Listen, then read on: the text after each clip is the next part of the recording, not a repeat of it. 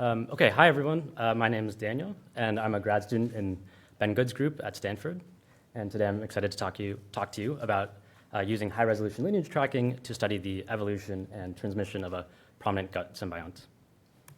So the mammal gut is home to hundreds of microbial species, and a lot of attention is rightly paid to the ecological dynamics of these communities as they occur in single hosts. But we now know that evolution can occur on similar timescales, with whole genome sequencing revealing the sweeps of adaptive variants over days, months, and years. And it's not hard to imagine that this within-host adaptation might be important for the host microbiome symbioses. But in contrast to this potential importance, we know relatively little about the underlying evolutionary processes driving this adaptation. So, for instance, we know that these sweeping variants must emerge from some larger competition among many adaptive variants that can simultaneously arise in these large within-host populations. So if we want to know something or understand something about the outcomes of this competition, we really want to ask questions about the underlying landscape of adaptive mutations available to our bug of interest, and how this might depend on the host diet or community context, for instance. Now, these bacteria's long-term fates also rest on them dispersing to new hosts. So another question we might want to ask is how these different adaptive variants manage to spread between social networks of hosts. And this is a rather layered question for the microbes because they have to survive transit between guts, then engraft in a highly spatially structured resident community, and then at the end of the day still remain adaptive in this new host context. So I'm interested in surveying these landscapes of rapid adaptation and transmission.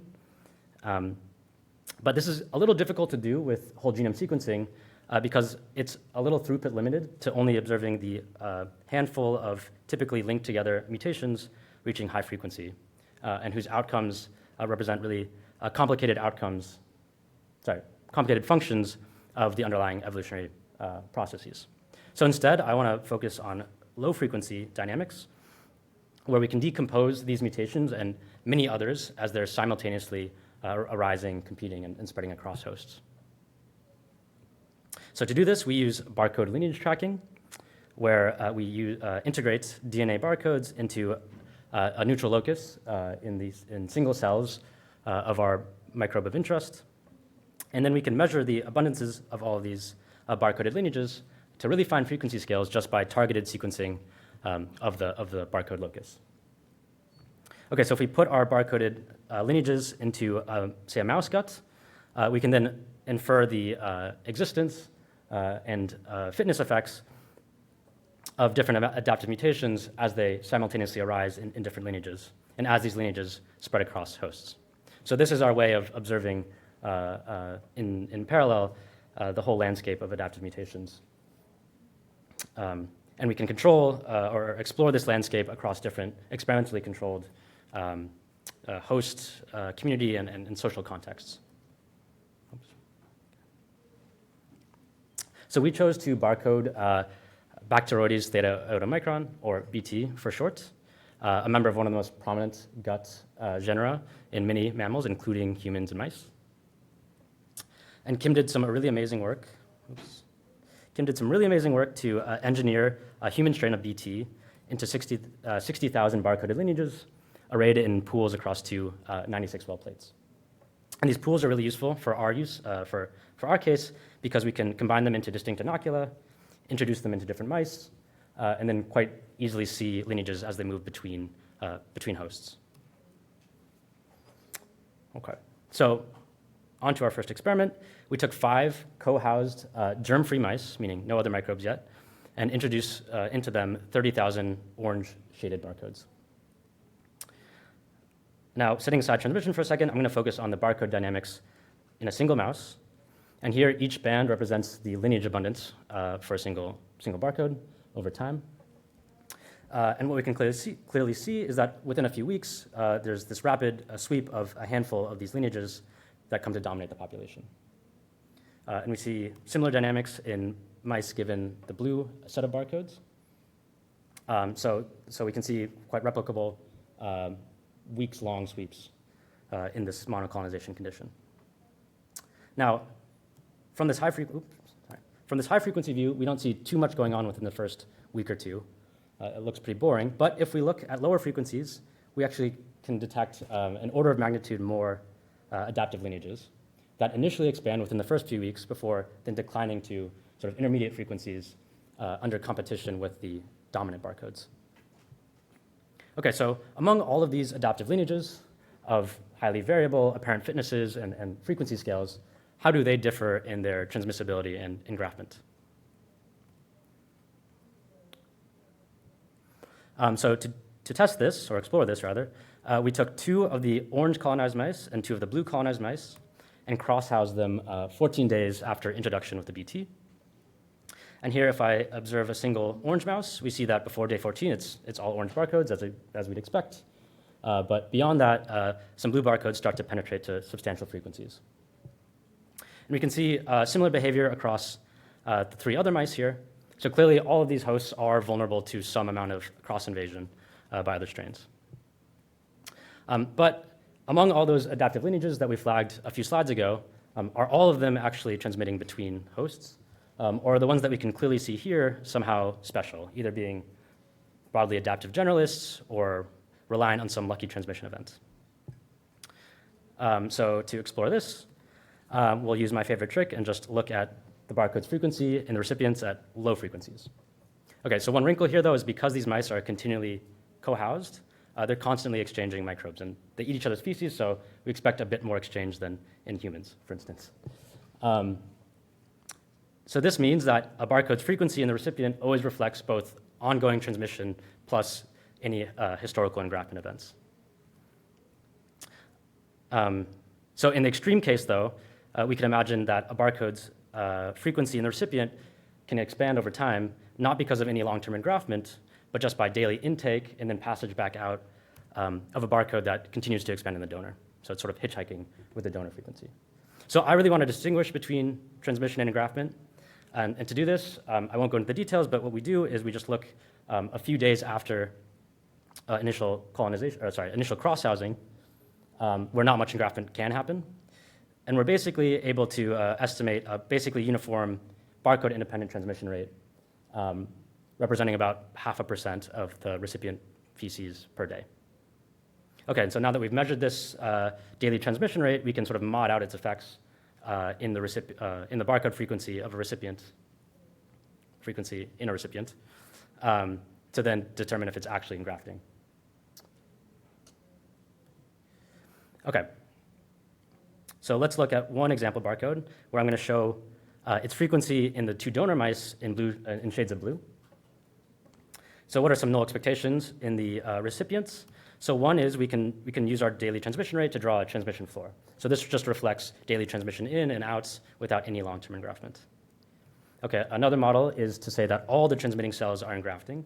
And in addition, these lineages, or each lineage rather, has the same fitness in all of the hosts, whether donor or recipient.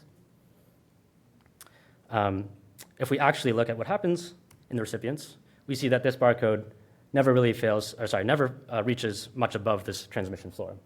So even though it's continuing to expand in the donor, it is either unable to engraft or is otherwise unfit in the recipients. If we look at a different barcode, we see that it much better corresponds to our engraftment model. And importantly here, the consistent behavior across the 2 recipient mice is telling us that it's some selective differences that are driving the differences in the engraftment of barcodes A and B here. Okay, finally, if we look at a barcode C, we see that it actually engrafts even faster than our engraftment expectation, as if it's sort of fitter in the recipients than in the donors, before eventually plateauing at the same donor frequency. So this is maybe just a potential example of ecologically mediated frequency-dependent selection going on. So these are just 3 charismatic examples of a larger pattern where uniform transmission of these barcodes is giving way to really lineage-specific engraftment. And I'll say that the patterns of this engraftability isn't simply predicted by anything that's going on in the donor. So for instance, we can predict engraftability from the rate of expansion in the donors over the same time interval. So instead, even in this really simplified setting, we see this world of potentially evolving engraftability and or ecological interactions that emerges. Okay, so everything I've shown you so far was BT evolution without a diverse community. What happens when we put that back in? For instance, does the community affect the pace of BT evolution either by closing off or opening up evolutionary opportunities? And do the resident communities themselves in each host sort of prevent engraftment by would-be invaders that do eventually emerge? Okay, so to test these questions, Kim went ahead and assembled a 49 species community collected from isolates from a single human donor. And these include several closely related species to BT. And she combined this with our barcoded BT to co-colonize mice. And for reference here, in the typical mouse, our barcoded BT in hashed here, in hashed orange here, makes up about 10% of the community abundance. Okay, so if, as the title clearly shows, if we set aside transmission for a second and just look at singly housed mice, with BT alone, the barcode dynamics show the same rapid sweeps that we saw before. Now, if the community principally just slows down evolution for the BT by closing off evolution, then we expect the lineage dynamics to also be quite slow. This turns out not to be the case.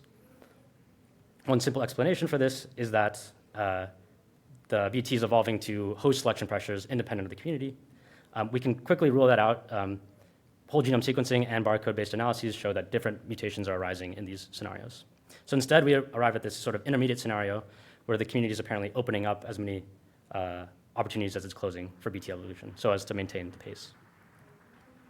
Okay, finally, just to wrap up and bring transmission back into the fold, Kim went ahead and took 3 co-housed mice, colonized them each with 3 different sets of barcodes, purple, blue, and orange, along with the 49 species community. And what we see is that, in purple here, the purple colonized mouse remains purple for most of the experiment. So it's as if it appears to be that transmission and engraftment are quite low. And if that's true, we can measure that the daily transmission rate drops by about 5-fold versus monocolonized mice. Nonetheless, if we do make the comparison look across the other 2 mice, we can pick out some examples, which I'll highlight in red and yellow here for you, some lineages that manage to spread and expand across hosts. So showing some limit to the colonization resistance imposed by this community under ongoing evolution. Okay, before I wrap up here, acknowledgements. Thank you so much to Kim, my experimental collaborator, Casey and Ben, and all of the Wong and Good labs. And then I'll just take questions. The preprint is online, so happy to talk about it afterwards.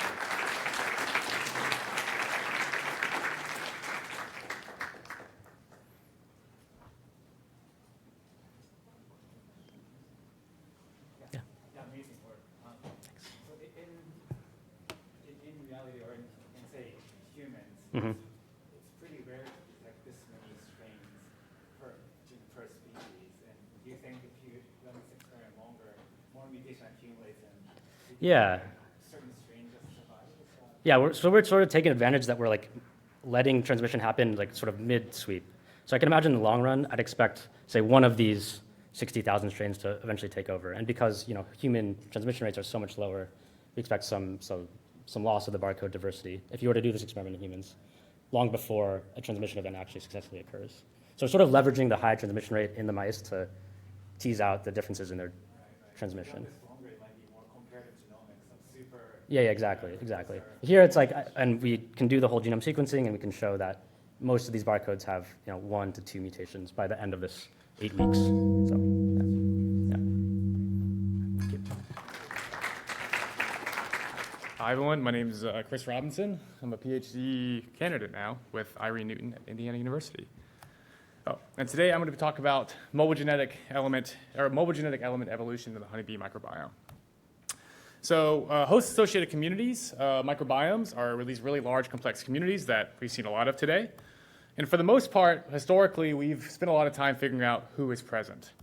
And we know we're pretty good now at figuring out that question. 16S amplicon sequencing, metagenomics, we can really identify these bacterial taxa. But historically, this focus has been on bacteria and the different bacteria-eukaryotic host interactions. And unfortunately, this work, while important, has overshadowed a lot of other entities in microbiomes, particularly mobile genetic elements such as bacteriophages and plasmids. And these things are only recently coming into focus.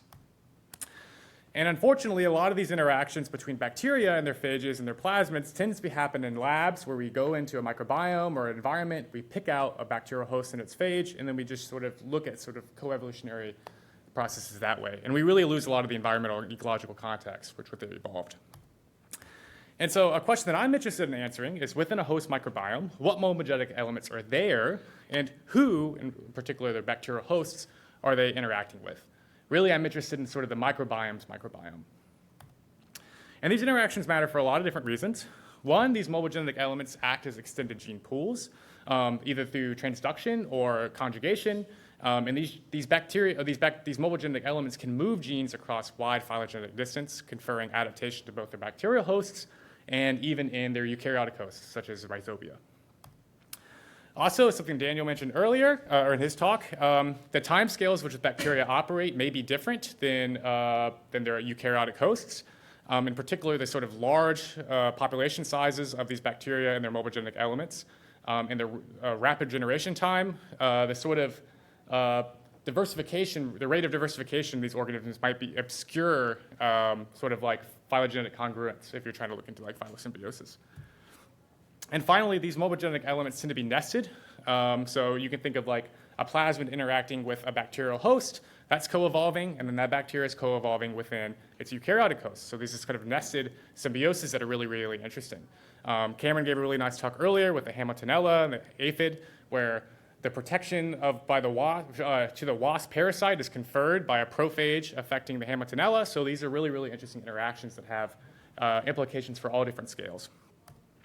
And to study these questions, I work in honeybees for a lot of different reasons. One, they're really, really cute, and they're super easy to manage. Their core microbiome is only about 5 different bacterial species, so really, really simple.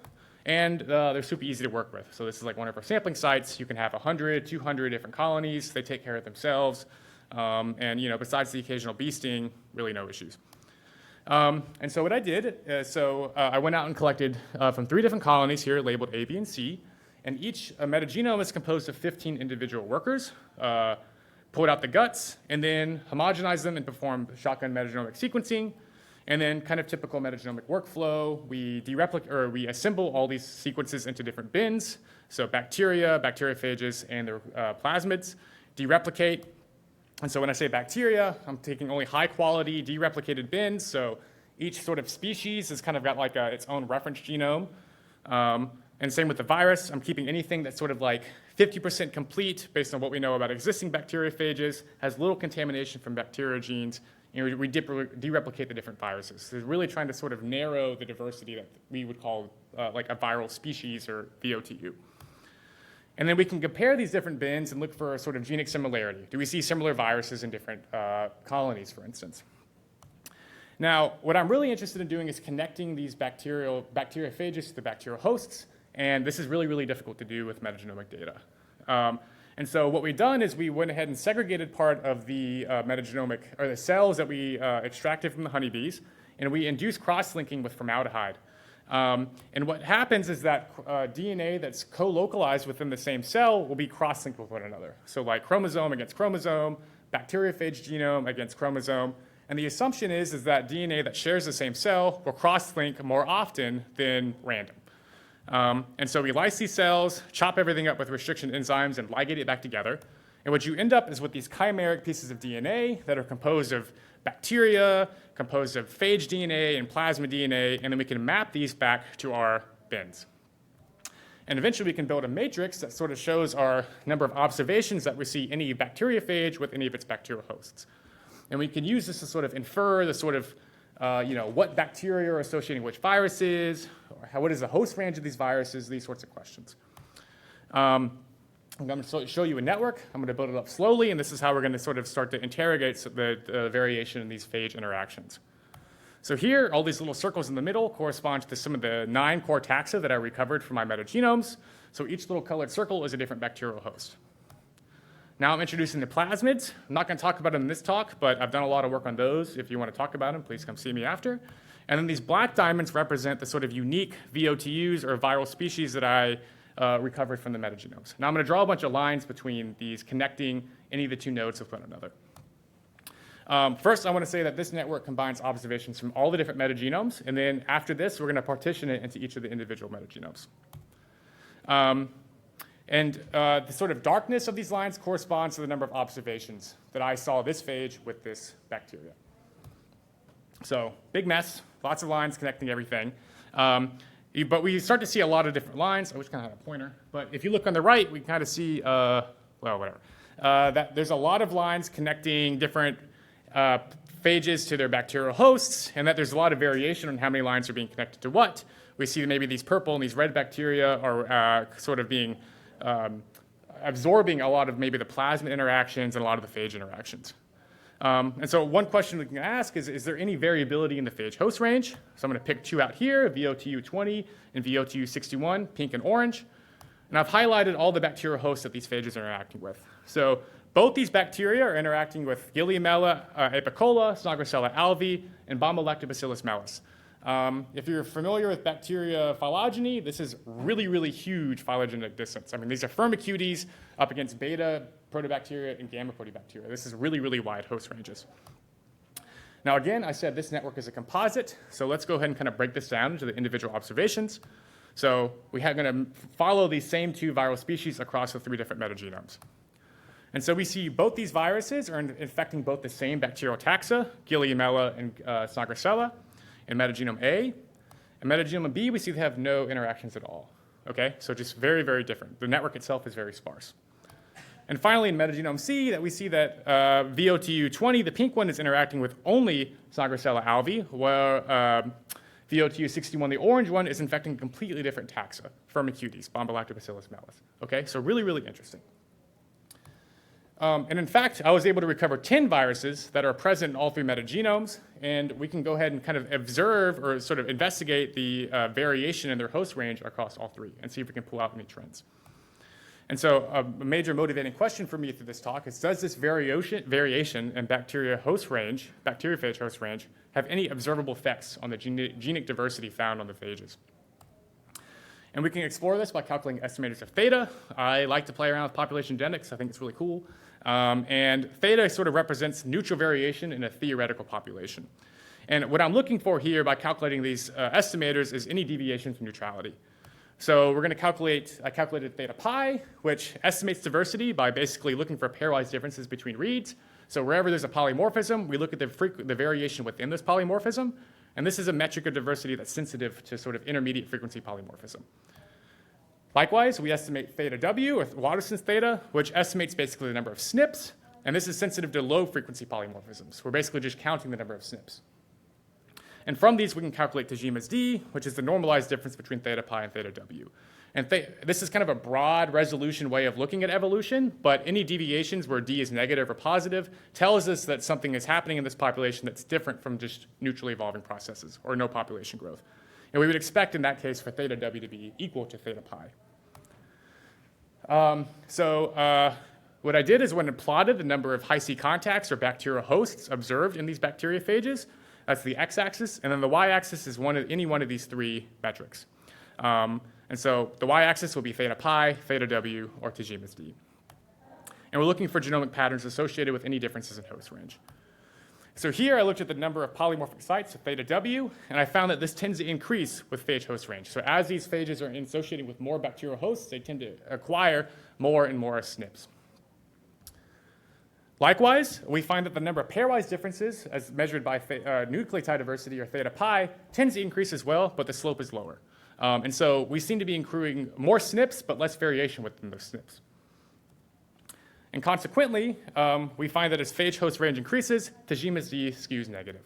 And these are all built for linear mixed models. And so what other things might be happening? Host range variation in these phages may be influencing the selective constraint on phage genes as well. And so I did sort of this, if you're familiar with dN over ds, a similar metric is pN over ps, which looks with an interpopulated variation. So the ratio of non-synonymous to synonymous mutations. And I recovered 11 out of 333 structural, tail, and capsid-related genes. So these are genes that are interacting with the bacterial host. 11 of those 333 had ratios that were higher than 1. Indicative of, some would say positive selection. I would just say maybe adaptive diversification, maybe balancing selection is maintaining diversity. But most of these fall into tail proteins and capsid-related proteins. Likewise, we find that 6 out of 205 enzymatic and DNA packaging genes with this ratio greater than 1. And these are things that are oftentimes happening within the virus. DNA packaging, make sure it's getting into the capsid, different things that go and unzip and zip top isomerases and stuff like that that sort of maintain the integrity. And we find that these genes are these genes with the ratio greater than 1 are kind of bimodally distributed, and we find that pretty much entirely all the tail-related and structural genes that might be under adaptive or diversifying are bend toward these sort of low host range viruses, whereas the high host range viruses that are infecting many different bacterial taxa seem to be enriched for these capsid and more structural genes. I think that might reflect different ways that these viruses are interacting with their hosts. Maybe viruses that infect only a few taxa are adapting where their tail, so they can be interacting with different strains within their taxa, whereas these ones that are interacting with more broad bacterial taxa might require some different maybe structural changes or decorations on their capsid to interact with maybe vesicles or membrane trafficking or different ways to getting into these cells beyond just receptor coevolution. 1 minute. And so how am I interpreting all this? So we see this kind of skew of negative Tajima's D, and there's a lot of different things that could explain this. It could be that the majority of phage genes are under purifying selection, which reduces their overall diversity and masks any sort of genic signal associated with expansion. And this is something that Michael Lynch talked about in this nice paper. Really, really big effective population sizes result in really, really efficient selection. Likewise, we can see that recent population expansion to other hosts might enrich low-frequency mutations. Allelic diversity just hasn't caught up with the sort of exploding bacteriophage populations as they infect other hosts. And again, this is something that Jesse Shapiro saw with looking at mobile gene evolution on plasmids and bacteria. And alternatively, what I could be seeing is just the spatial heterogeneity between phage populations as they inhabit different gut segments or just in the individual host variation. And this is something that's been talked about by this really, really nice review, discussing how you might expect different generalists or specialist predators to sort of emerge from a complex community. So with that, I want to thank everybody, definitely to the organizers for inviting me and letting me speak, to the honeybees, to my great lab, Irene, and I want to point out Stephen Dreyer, who's over there, is giving a talk on Monday. Please see it on plasticity. And then Blair will be having a poster tonight on some really, really cool pesticide resistance in beetles. So please go check those out. Thank you.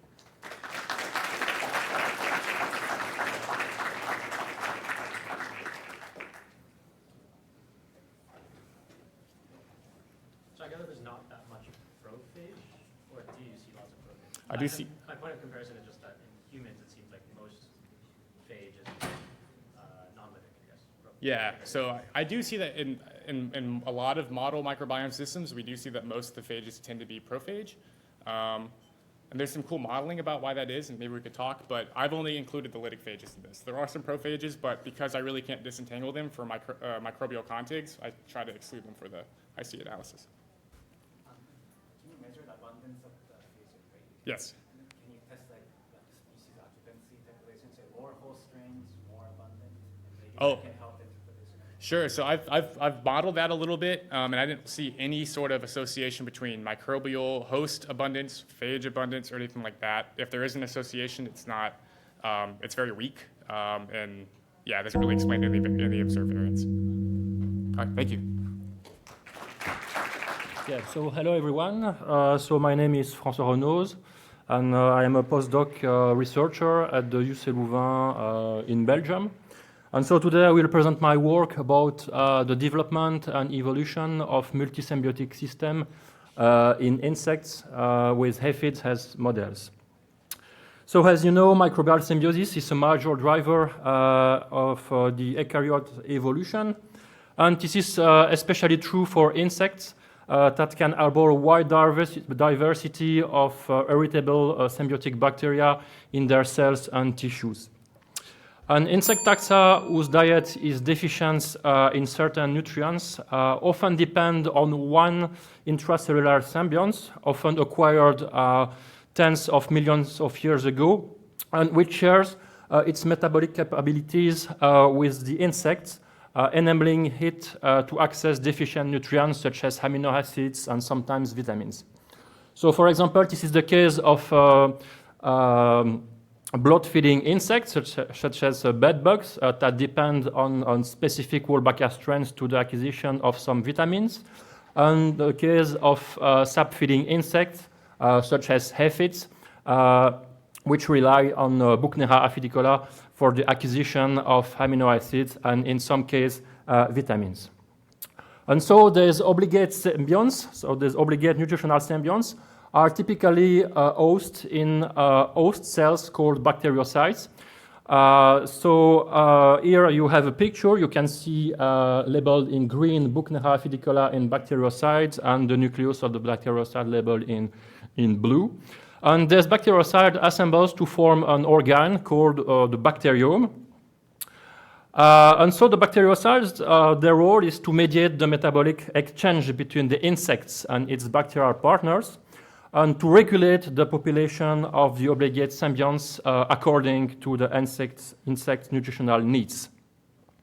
But one consequence of these stables and intracellular lifestyles is that it's caused Muller's ratchet, which combined with severe population bottlenecks during vertical transmission, and the relaxation of purifying selection on genes that are no longer required in the context of an interdependent associations lead to reductive genome evolution. And so at the end, the insects are found themselves dependent on symbionts with a tiny genome and with limited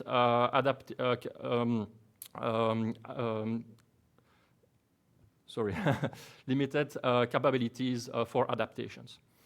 And so in some insect lineage, the ancestral nutritional symbionts has undergone such severe reductions that it's no longer able to supply alone the compounds essential to its host physiology. And so one evolutionary solution is the acquisition and domestication of a new bacterial partner that will metabolically complement the old symbionts.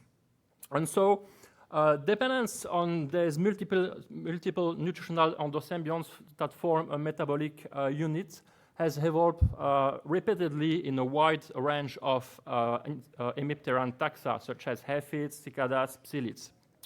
And on Evo-Devo point of view, this dependence is supported by the high anatomical integration of the symbionts in the host. So typically, the different nutritional symbionts that form the metabolic unit reside within distinct types of bacteriocytes, but share the same bacteriome. So you have an example in psyllids, where you have Carsonella that is specifically found in one type of bacteriocytes that are surrounded by a second type of bacteriocytes with Proftella. You have this case of pattern also in cicadas and also in aphids, and more specifically in the subfamilies of Chaetophorinae and Lachninae, where Buchnera is often complemented by more recently acquired symbionts, often of the species Serratia symbiotica. And so in my case, I use the cereal aphids Syphamides that is typically where the co-obligate symbiont Serratia symbiotica handles the biosynthesis of riboflavin, which Buchnera is no longer able to supply. And in that aphids, the two nutritional symbionts are compartmentalized in distinct bacteriocytes. So you can see that Serratia symbiotica is found in syncytial bacteriocytes, so labeled in red, and Buchnera in uninucleate primary bacteriocytes, so labeled in green. And so little is known about the development and functioning of this multisymbiotic system in insects, with quick questions such as who do the different partners of the system coordinate during development, and what are the underlying mechanisms. And so I try to study to address this question from the embryogenesis to the senescence of the serial aphids Symbioses. So first, I use PacBio hi-fi sequencing to get the complete sequence of Symbioses, to get a detailed map of the biosynthetic capability of each partner of the system, but also to get a reference genome for dual RNA-seq analysis. I use a fluorescence in situ hybridization to monitor the infection dynamics and bacterial formations during embryogenesis. So as you can see, the two symbionts infect quite early the embryos, and then they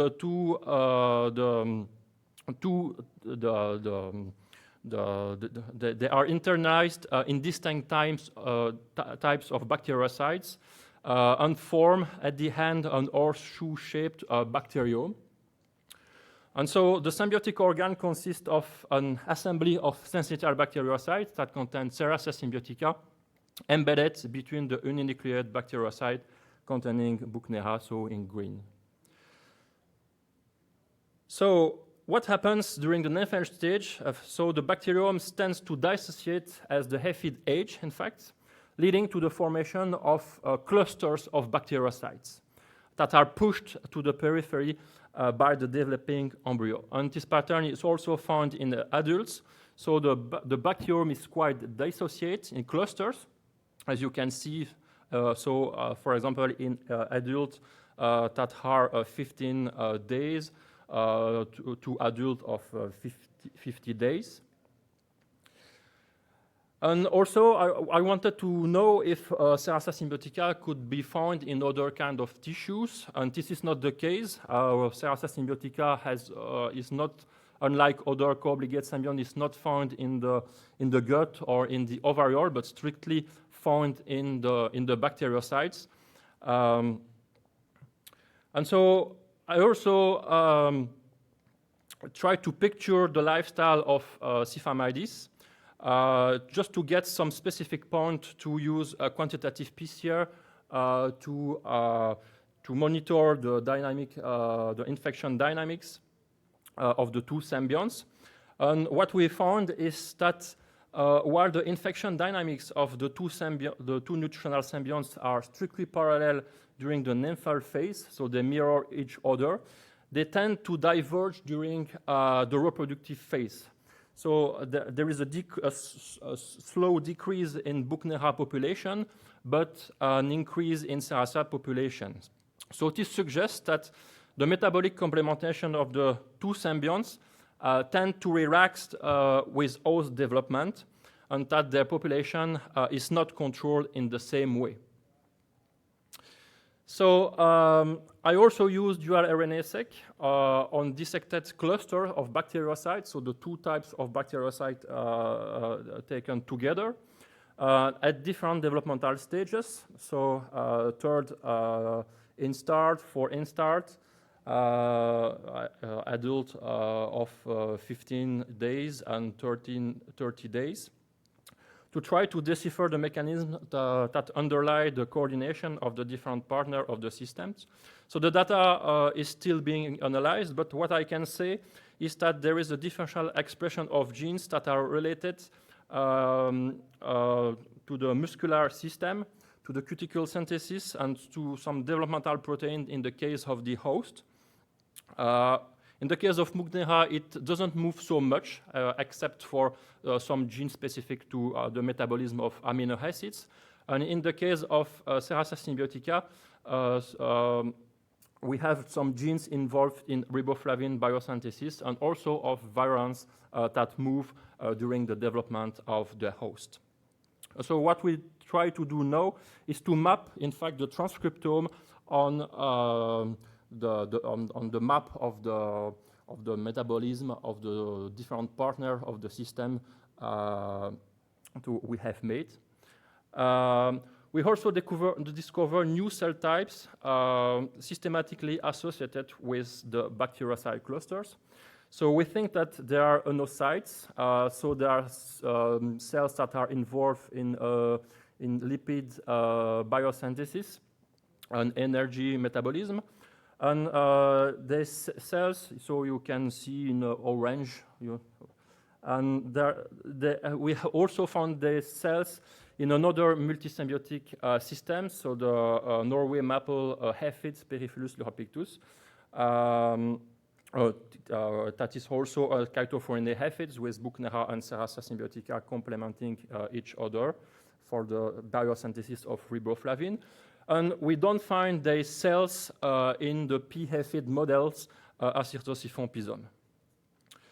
We also found, we didn't find trace also of bacteriocyte degeneration during insect aging in Symbioses due to cell death mechanism as it has been found in the P. aphid models.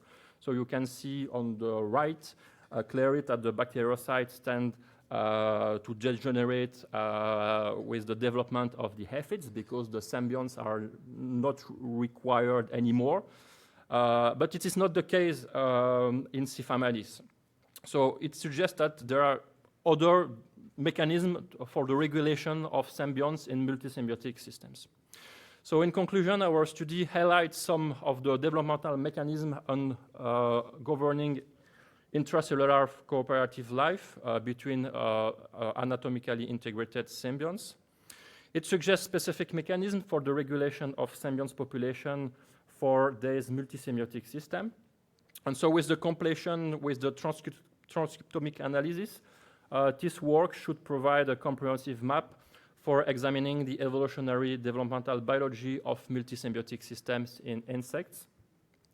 And as obligate symbionts are an integral part of insect hosts, it is important to decipher who they are coordinated to better understand adaptation process in insects. So in perspective, so ancient symbionts with reduced adaptability are Achilles for host insects.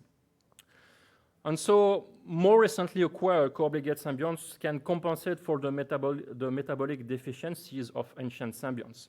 But maybe these co-obligate symbionts could also compensate the old symbiont for other stresses, such as environmental stresses such as heat stress. And so who does multisymbiotic system respond to the environmental stresses they may experience is a quick question I would like to address in the future. So thank you for your attentions.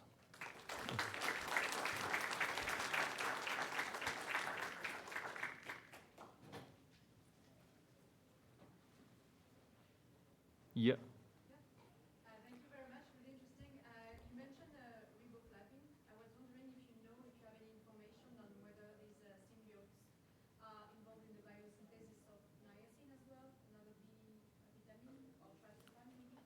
No, it's not the case of tryptophan here. In Lachninae aphids, it's the case. For example, it's in Araceidris, Serratia is involved in the synthesis of tryptophan, but in the case of the Chaetophorinae aphids, it's not the case, in fact. So it really depends on the species, in fact. And not the vitamin B3 as well? No. Yeah. Do you know how recent these dual associations are? I mean, they're more recent than Buchnera, but... Yeah, Buchnera, I have an idea, but we regarding the co-obligate symbionts, we don't really know about that. So. So it's not variable within the species, or do you see it in close relatives? What? Like, do the close relatives of Sigma or Sulfa have the dual, have the co-symbiosis? Yeah, but what's the question? Okay, can you tell the biologically how recently you acquired the two symbiotes? Yeah, no. Yeah, okay, thank you. Hi, everyone. My name is Sam Goldman, and I'm a grad student in Andy Muller's lab at Cornell.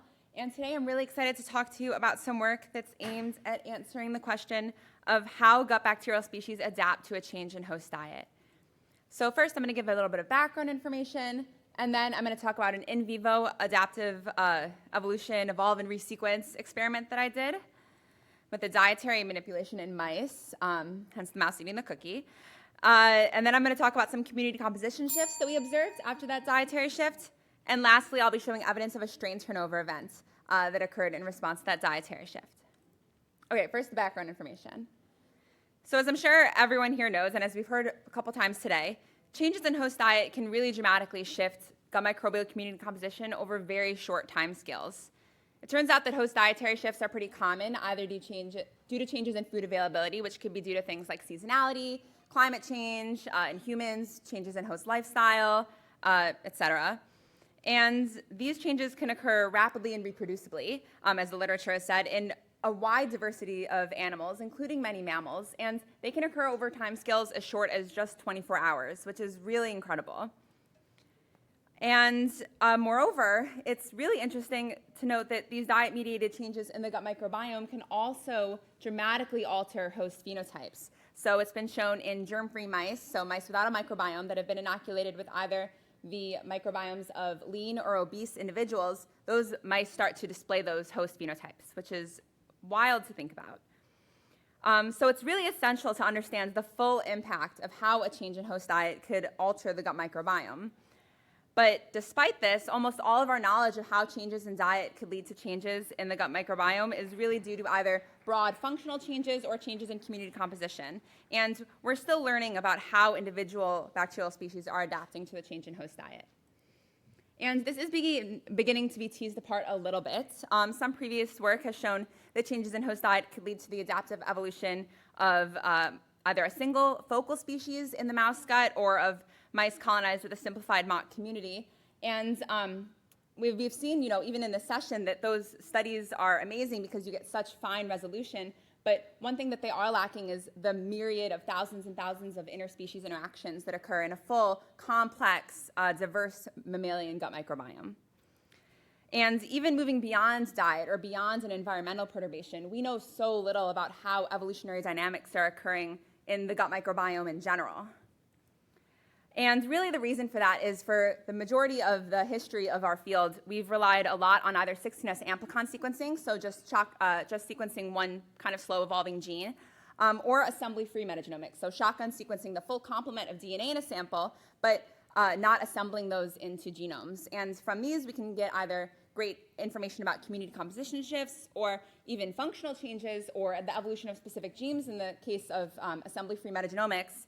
But really, we have to move into assembling MAGs, or metagenome assembled genomes, so taking that shotgun sequencing data and stringing all those genes and DNA fragments together to make genomes if we want to look at the evolution of whole genomes or the evolution of species. So I wanted to take advantage of this new computational and laboratory ability to assemble MAGs, and I conducted an in vivo evolve and resequence experiment where I took wild-derived mice. So these are mice that were living happily in Saratoga Springs, New York, about 30 generations ago. And then they were brought into the lab and they were inbred. So their host genetics are identical, or at least very, very similar to each other.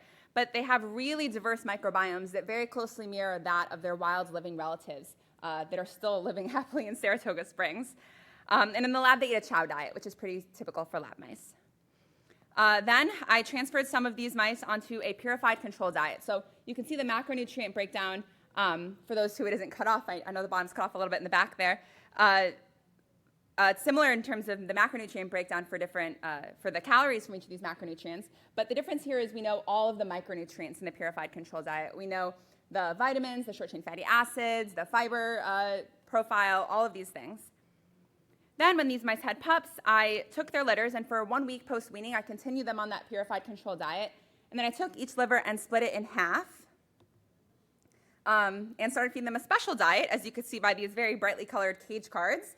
And this special diet was a diet high in fat. So all of the micronutrients are the same. We have the same short-chain fatty acid profiles, the same fiber content, all of that good stuff. But what's changing is where the calories are coming from. So instead of about 17% of the calories being from fat, about 75% of the calories are from fat. So a huge change. And then I continued this experiment for 4 months, and I collected fecal metagenomic samples, fecal samples throughout from metagenomic sequencing. And here's me with a lot of mice collecting fresh fecal samples. And I repeated this experiment 8 times. So 8 litters, split in half fed the control diet and half fed a diet high in fat, with sort of the idea that if we saw parallel changes happening across the mice, across the replicates, in response to that dietary change, well, then that could be a really great signal that adaptive evolution is happening in response to the high-fat diet shift. And I collected over 1,000 samples, but for the purposes of this talk, I'm going to be talking about 3 really high priority time points. A pre-time point that was 1 day before the shift, a post time point that was 1 week after the shift, and then an end time point that's 4 months after the shift. And for these, I did a TrueSeq library prep and sequencing on Illumina NovaSeq 6000. And for the sake of time, I'm not going to talk about exactly how I assembled these into mags, but if you're interested, please either ask me after or check out this awesome snake make pipeline that 2 postdocs in our lab, Dan Sprocket and John Sanders, put together that's available on our lab's GitHub. But essentially, from all of this, I ended up with just over 4,400 selected genome bins, which when I did quality control for over 90% complete or less than 5% contaminated bins, I ended up with over 2,200 really high quality bins. And from there, I was able to identify 160 species based on a 95% ANI definition of a species. Okay, so some community composition shifts. Here I'm going to be showing you a PCOA. So in the PCOA, each point is going to be a sample, and they're colored according to their diet and time designation. And points closer to each other have more similar taxonomic profiles, and this is Jacquard dissimilarity, which is just a presence-absence measure of diversity. So when I put the pre-sample, so these are all mice eating the control diet, you can see they're pretty similar together in PCOA space. And then when I overlay the post-sample, so this is 1 week after the shift, you can immediately see the pink samples, which are the fat mice 1 week after the shift, seem to cluster distinctly based on the rest of the samples. And then lastly, when I overlay the end time point, this sort of gradual progressive transition to a more distinct gut microbiome, the longer that the mice are on the fat diet becomes evident. And here's an ANCOM plot. So ANCOM is showing differential abundance of taxa. Here each point is a species, and its relative abundance from either the post or end time point is being compared to the pre-time point from that same diet group. And again, here on the x-axis is the log fold change based on the comparison to that pre-group, and on the y-axis is just the log-corrected p-value. And you can see really, again, that progressive change where the orange, so the fat pre versus end time points, have the most dramatic and most significant changes.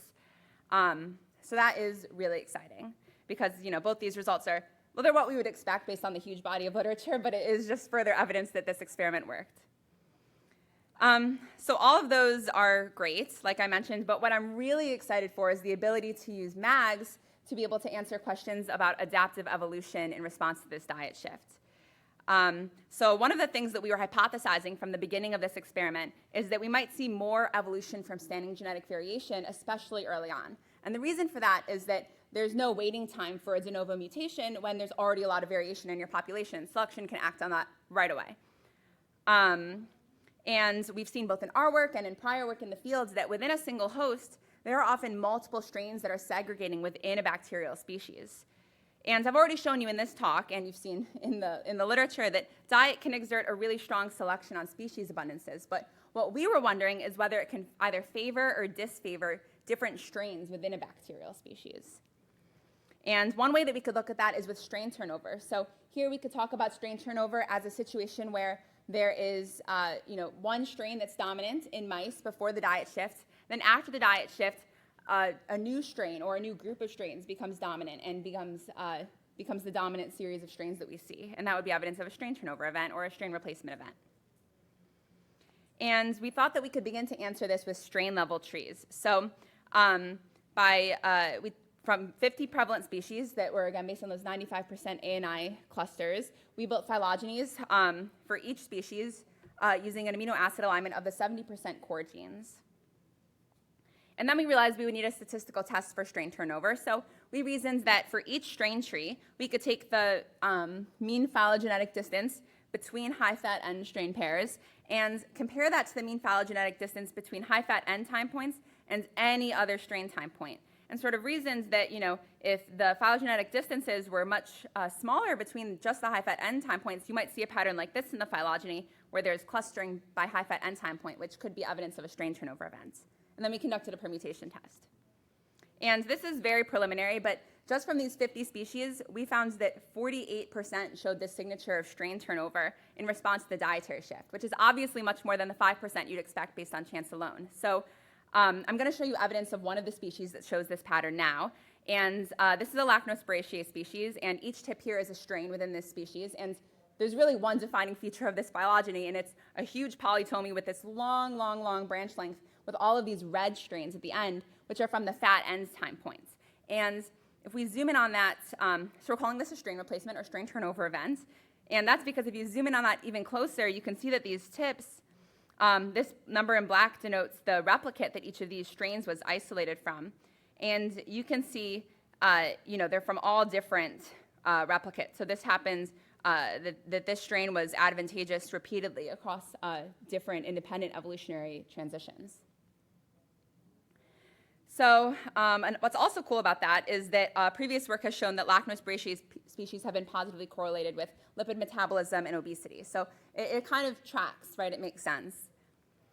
Thank you. So one other thing that we were wondering is, okay, well, if it's nice to have standing genetic variation and you can have changes in relative, could those potentially be correlated with changes in relative abundance? Might it be that having a strain turnover event is what allows you to either increase a lot in relative abundance and be successful as a species, or even avoid extinction or maintain stability in the face of this environmental perturbation?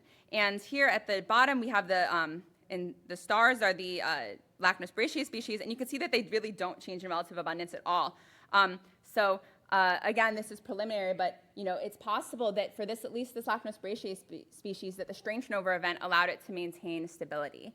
And really the next step for this are doing this across all of our species in our system, and also beginning to ask just more broadly how we can integrate these evolutionary and community composition shift questions in this amazing data set. So the blessing and the curse of metagenomic data is there's 1,000 things you can do, but some of our next steps are just identifying genomic targets of selection, investigating functional differences between the diet groups, and then also I mentioned we have all those intermediate time points. We already have data from 380 of them. And if you're interested in looking at how to do the library preps, at least at low cost, less than $10 a sample, let me know, because we have this great paper out that benchmarks that.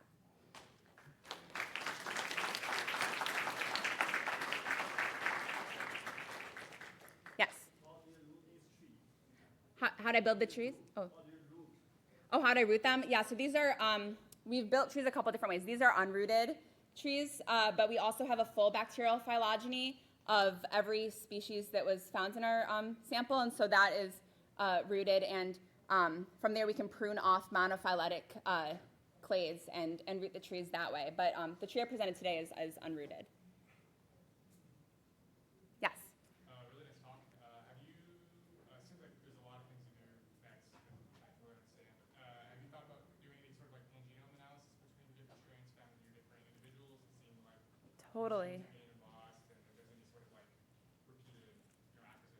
Definitely. That is like 100% up next. I don't know if people are familiar with the tool InStrain, but we hope to, look like same as in your talk, a lot of PNPS differences between the different strains, and also the functional differences about are there genes that are gained and lost, or are there repeated mutations or selection on specific genes in response to the diet shift. Yeah.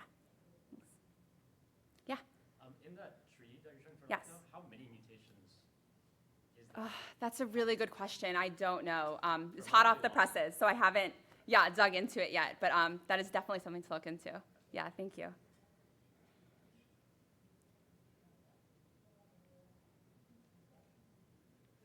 Yeah. Yeah, so I'm still puzzled by this, the abundance and the explanation, I guess. So can you what was the hypothesis explanation? Yeah, so this is like, we're still trying to puzzle this through, right? This is just one example, but if something is evolving via a strain, if there's a strain turnover event, if that is a mechanism that's able to either protect the species from going extinct or anything like that. Hey everyone, I'm Madalena V.F. Like Sam, I'm from the Molar Lab, and I'm sure we're all here because we love evolution and how these changes in an organism's genome allow it to persevere and face changes in the environment and adapt to them. But I'm also very much interested with how organisms cope with changes in their environment within their own lifestyle, through this mechanism that I'm sure you've heard of phenotypic plasticity, where the same genotype is able to express multiple phenotypes if these phenotypes match the current environmental demands, we can consider that an adaptive plastic response. My question though is, what is mediating this phenotypic plasticity beyond the genome of the organism itself. And one likely factor could be the gut microbiota. We know that this community of host-associated microorganisms has been involved in the host development, the morphology, physiology, behavior, and in very much like the classical cases of phenotypic plasticity, like diet shifts, as Sam was just talking about, habituation to cold temperatures, and also in the response to stressors or to challenging changes in the environment. And it's these last ones that I'm very much interested in, with this idea that the microbiome could be this modulator of the host stress response, where if there's a stressor in the environment that causes a change in the host organism that could then change the community, the organism is not responding directly to the stressor, but a lot to the signals that are being shared, or like the signals from the shifted microbiota community, which then changes host physiology and behavior, which could affect its environment back. But stressor is kind of a vague term, and there's a lot of different types of stress, right? So some stressors can be high duration but low magnitude, and they have an effect because animals are exposed to them for a long period of time, like social isolation, as we now all know the effects of social isolation as a stressor. And they can also be low duration but high magnitude, so a very short exposure to something that is very stressful in that moment, for example, smelling a predator odor. And so I wanted to contrast these two types of stress, where we know that, for example, with social isolation, 4 weeks of social isolation can change mouses' behavior by increasing their anxiety and their depression, and also lowering the amount of social contact that they're interested in engaging with. And we know that they also have this power to shift the microbiota composition. And for example, a single exposure to this fox fecal odor, this TMT, can increase the anxiety in mice even weeks later.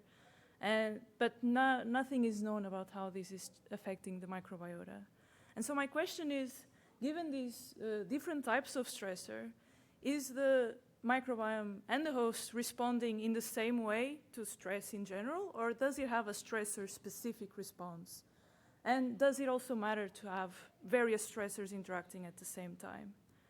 And so I wanted to mix this all, and what I did was take with the help of Sylvia, the undergrad that was invaluable with helping me with this mouse experiment, I took these same wild-derived mice that Sam was just talking about, that have this high diverse microbiota. I separated them into pair mice that are not socially isolated and into single-housed mice which are socially isolated. And then on the second week of the experiment and the third week, I exposed them to either the predator odor, the TMT, or to water in a full factorial manner, so that I have mice that experienced no stress, one of each of the stressors, or the combination of both. And then I collected fecal samples throughout the experiment, but I'm going to focus here on the end time point. And at the end, I also measured the behavior of the mice, and I collected tissues to look at the gene expression changes in the host as well. And so let's start to see whether the stresses worked by looking at the mouse phenotype, right? And we'll start with the most complex phenotype, behavior. And we saw that in terms of the anxiety, the stresses worked. So we look at that by seeing how much of a mouse is willing to venture out into the open area of this experimental arena. And we see that mice exposed to any stressor spend less time on the center of the arena than control mice that were never stressed in the first place. But then we also saw that in terms, for example, of the motivation, that is one of the phenotypes associated with depressive-like behaviors. And we could measure this, for example, by spraying mice with like sugary water and seeing how motivated they are to like groom themselves and how palatable the sugary water is to them, that they continue to engage in this grooming behavior. And in this case, we see also this tendency of mice exposed to stress grooming much less than the unstressed mice. But in this case, it reached significant particularly for mice that are receiving the combination of the stressors. And then in terms of the social behavior, we saw this very interesting phenomena where we assess how much a mouse is willing to interact with a stranger, a conspecific stranger versus an empty cup, for example. And then we take into account both of those interaction times to calculate a social preference index. And here we see this very interesting context dependent of the stressors where mice exposed to the combination of the stressors tend to interact much less with with the other conspecific than mice that were also exposed to the predator odor but were not socially isolated. So there's potentially some cool behavioral ecology going on here about what does it mean for you to be used to relying on a social system next to you or not when engaging with predators. And also a show of how there's these differences between the different stressors and how it's different to receive a stressor in isolation or a stressor in combination. And so then we were interested in some of the things that are underlying these behavioral changes. For example, the adrenal transcriptome. The adrenal gland is where a lot of the stress hormones are being synthesized. And we observed that when we look at the differentially expressed genes between these different groups, there's very little overlap between the genes that are differentially expressed in the various groups, meaning that there's not this very generalized response to these stressors. They seem to respond in a different way when compared to the controls. Actually, one of the most striking commonalities is this pair of genes here in the center of the Venn diagram. The one that's upregulated is calcium binding protein, and calcium signaling is one of the main mechanisms regulating the production of the steroid hormones in the adrenal gland. And the other one is this pro-apoptotic protein, which is involved in cell stress and in regulating cell stress. So I was cool, they make sense. But that's the extent of a generalizable stress response that we observed. Everything else seems to be very much stress specific. And you see that also when you compare the differentially expressed genes between the stressor treatments themselves. And for example, if you look at mice that are exposed to a predator odor versus social isolation, they have hundreds of genes that are differentially expressed in their adrenal glands between each other. Okay, so it seems that there's some differences between how these mice are responding to these different stressors. What about the microbiome? Is it all stress the same in regards to the microbiome, or is there also some stress specificity? And lo and behold, at least for the males, it doesn't seem that there's any specific response. The controls in blue are kind of all the other stressors are kind of clustering together, and the only difference that we see is between controls and mice that received any stress. But then in the females, we start to see a different pattern where not only are controls different than than the microbiota of mice exposed to the stressors, but there are differences in the stressors themselves. For example, here there's the significant difference between the microbiota of mice that were socially isolated versus the ones that were exposed to the predator odor. In terms of the functional content of the microbiota, for example, we see in the males again this difference between the controls and the mice that were exposed to the combination of the stressors. And in the females, not only the difference between the controls and any type of stress, but also this clear difference between receiving a combination of the stressors or receiving each stressor individually, indicating that, again, the microbiome itself is kind of there's some differences in even just the overall composition between the receiving different types of stress. We were interested then in checking what specifically is changing here in the community. And so we looked at the differential abundance of these species and functions. And we see here, for example, that in this volcano plot, for example, in the single house, social isolation tends to increase the abundance of these Lachnospiraceae species. And exposure to a predator odor increases the abundance of these different Lachnospiraceae species. And then funnily enough, while predator odor increases the abundance also of these like Ruminococcaceae, that same Ruminococcaceae is more abundant in non-socially isolated animals. Again, showing here that there's like some differences here between the types of stress, that it's not this just common stress response. I found just the fact that they were Ruminococcaceae and Lachnospiraceae interesting in and of itself, because both of them are butyrate producers, so like these fundamental short-chain fatty acid, which is, you guys are probably familiar, is generally known to be like these, have a good effect on like gut homeostasis, so you wouldn't think to find them like, or maybe they are doing good things in a stressed out mouse, I don't know. But I also found that Lachnospiraceae can have this pro-inflammatory activity when they, instead of fermenting fiber, they instead start fermenting proteins and producing toxic compounds. And they have been shown to have increased abundance in other types of high-intensity stress, so kind of how we observe here with the predator odor. And in terms of, for example, the functional content, various functions were also distinct between the stressors, and I want to show here how, again, there's very little overlap in these significantly different functions between the various groups. This all to me is kind of indicating that there seems to be this pattern of these stressor-specific changes across these, both the host phenotypes and the microbiota. And I'm now interested in actually testing what's the causal link here, and you can do that by transplanting these stressed out microbiotas to donors, recipient mice that never received any of the stressors in the first place, and seeing how much they recapitulate the phenotype of the donor. And that's what's the next step is that I'm very excited to try. And I want to thank everyone that has helped me with this project and all of you for listening.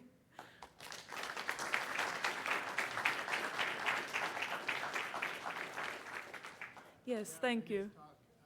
So what do you think the mechanism might be for the stress in the mouse causing the change in the microbiome? It's a great question, right? Especially because, again, I think it's this type of then the transplant experiment is the thing that's going to help highlight that. I know, but it can help almost eliminate hypotheses. For example, if the transplant is enough, the microbiome is sufficient to recapitulate the transcriptomic phenotype, for example, in the adrenal gland, or the behavioral phenotype, we know, okay, it's not that the circulating levels of hormones, for example, are the thing that's changing the microbiota. There's something else further up that's kind of like affecting it.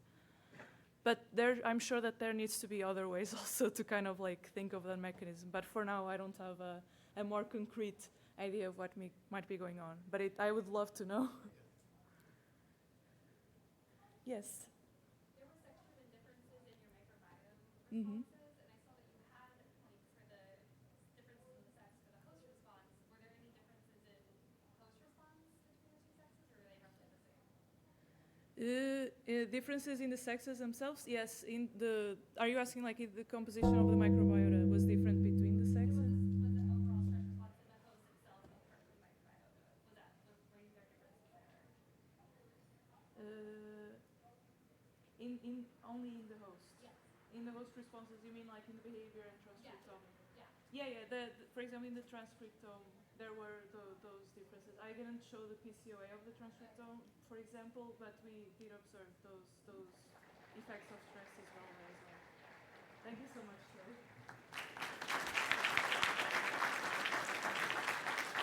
Hi everyone, I'm Phoebe Cunningham and I am a PhD student in the Henry's Lab in Queen Mary's in London. But today I'm actually going to be presenting my colleague's work, Bilal Haider, because unfortunately he couldn't come. And he is a postdoc in our lab, so he's been doing this for 18 months, so he's quite early on in the project, relatively speaking. And so what he's working on is unraveling the genetic complexities of host recognition and responses to beneficial microbes. So I'll start with a bit of background. So we've obviously heard a lot about this today if you've been in this symposium, but obviously there's a spectrum of interactions between insects and microbes, and so they vary from the negative, so parasitism and pathogenicity, so when the two organisms interact, microbes and insects, and you have one that is winning over the other, so it can be a lethal interaction. And then on the other end of the spectrum, you obviously have these mutualistic beneficial reactions. So this is where both the host and the microbe benefit from each other.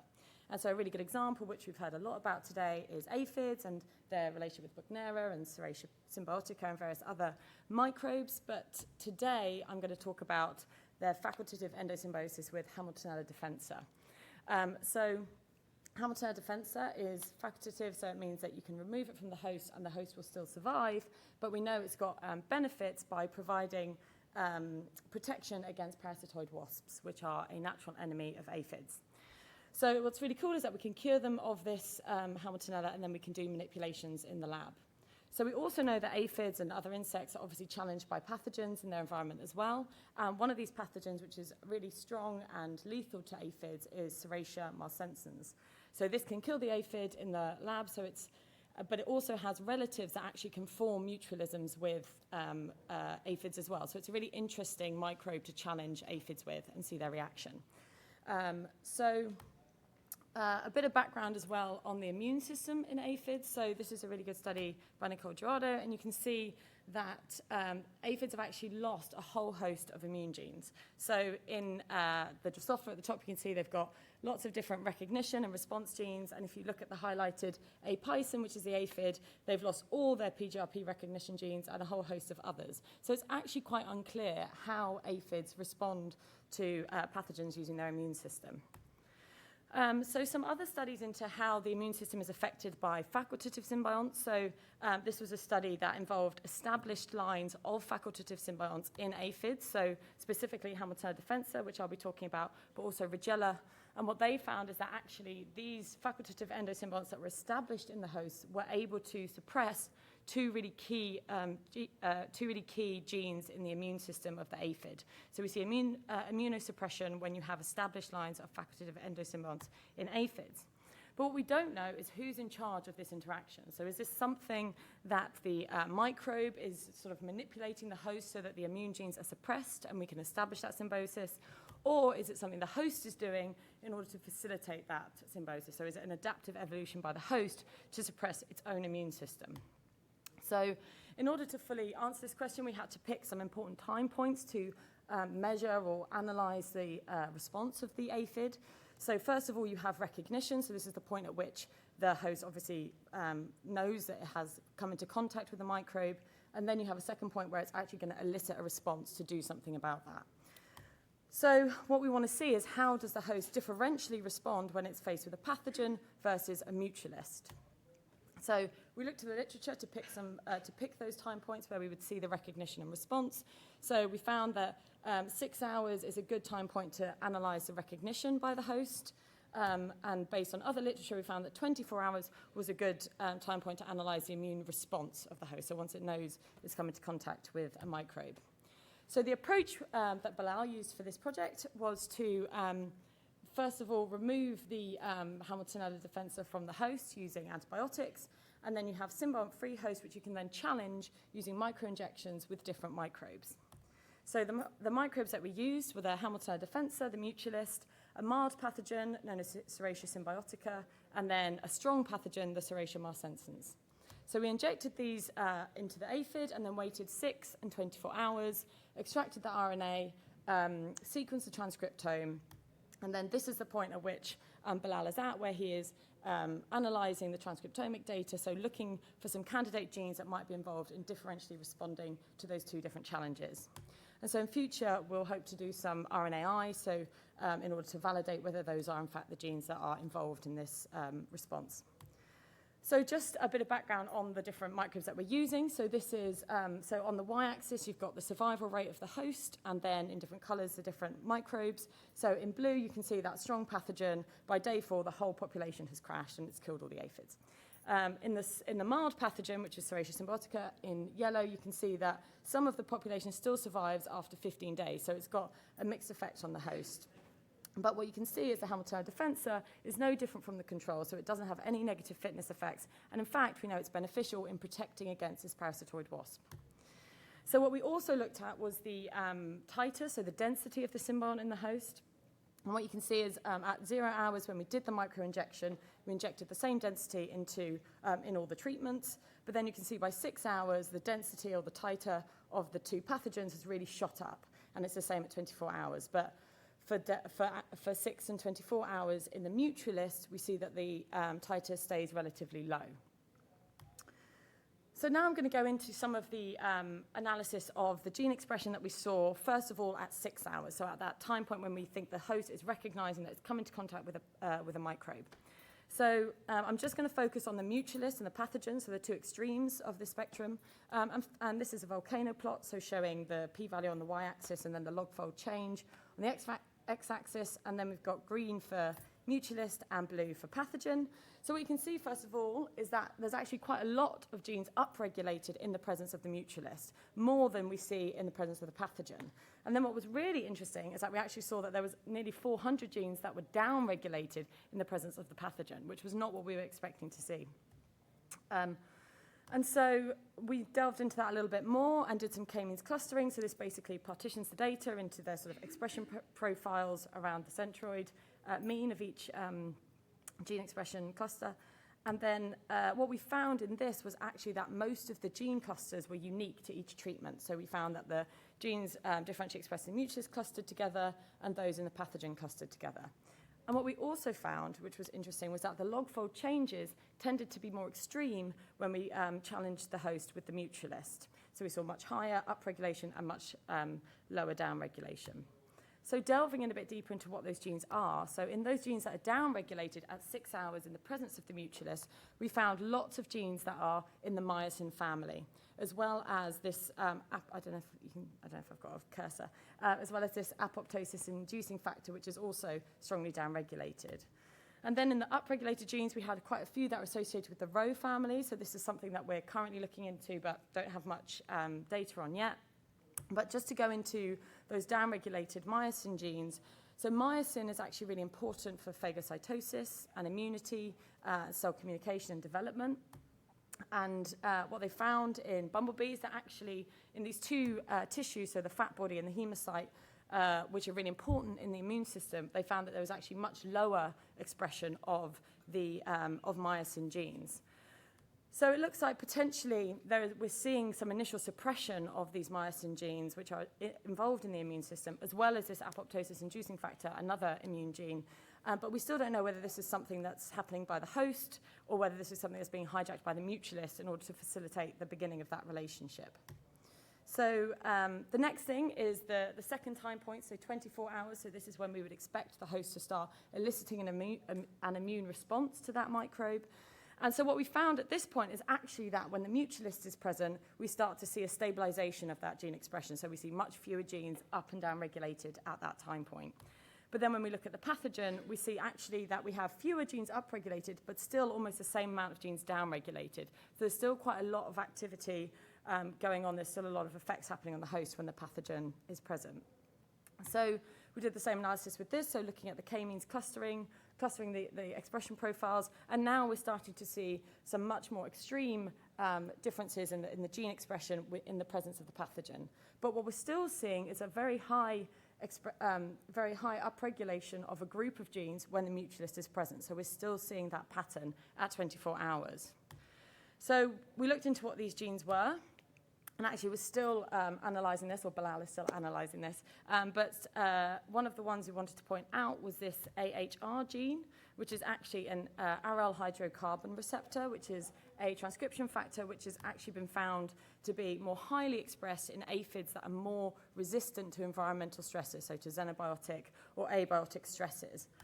So potentially at this second point, when the host is eliciting a response, we're now seeing a bit of an upregulation in immune genes and cytochrome P450s, which could be used to control the titer of the mutualist cell, or potentially, again, manipulated by the microbe for its own benefit to facilitate that symbiosis. So just to summarize the findings so far, the key question here being, how does the host differentially respond to the pathogen and the mutualist to enable a mutualistic relationship to form? And so what we're initially seeing is this downregulation of myosin and immune genes, which suggests potentially the beginning of this immune suppression that has been documented in other studies. And then perhaps later on, we're seeing some other genes being upregulated when responding to the mutualist later on. So the next steps, as I said before, we'll be doing some RNAi validation on these candidate genes, but also what we'd like to do, because the main question here that we really want to answer is who's in control? Is it the host or the symbiont? And so for this, we plan to do UV-treated microbe cells, so dead bacteria, inject them into the host and see if we see the same genes being expressed in those different treatments.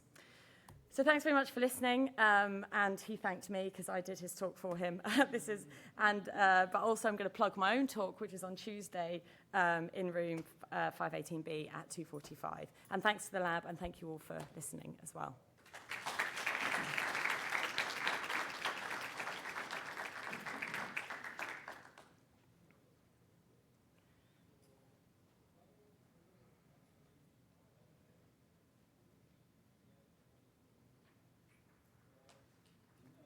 Like more the ecology of when, so the aphid can be infected by mutualist or pathogen any time in their life, or is there like a peak of infection? Like, but age of aphid? Yeah, that's a good question. I mean, I think, so Haemophilus defensa is usually transmitted horizontally in adults and we don't quite know the method of transmission, and it can be through, sometimes we think that it could be due to the parasitoid wasps actually transferring different strains of Haemophilus to the aphids, or they pick it up maybe through the phloem, so there's different methods of transmission, but that can happen in adulthood as well. Because it doesn't live, because it's facultative, it lives around the bacteriocytes in the sheath cells and the hemolymph, so it can be transmitted throughout the life cycle, yeah. There is a chance that the single aphid can encounter both. Both. Like a dual kind of. Yeah, of the pathogen and the, yeah, absolutely. Yeah, to see what happens. The microbes can confer resistance with that type of interaction. Yeah, so I think, so the point of using the mild pathogen, the Serratia symbiotica, which we haven't done much analysis of yet, is to try and understand that sort of midway response, and that, because that can behave like a mutualist in certain situations, but actually in other situations can also be a lethal pathogen to the host as well. So, yeah. Go ahead. This is a great talk. I was wondering about the genes that were downregulated with the pathogen. Were those immune genes or just other genes as well? Yeah, so what's interesting about Serratia marsensis is actually, I think it's quite a specific pathogen which is able to suppress the host immune genes. So we actually don't know, I don't know what those genes are necessarily, and I'm not sure if Bilal has looked into it in that much depth, but actually when we looked into the literature, it's quite specific to that pathogen that there's that response of suppressing the immune system.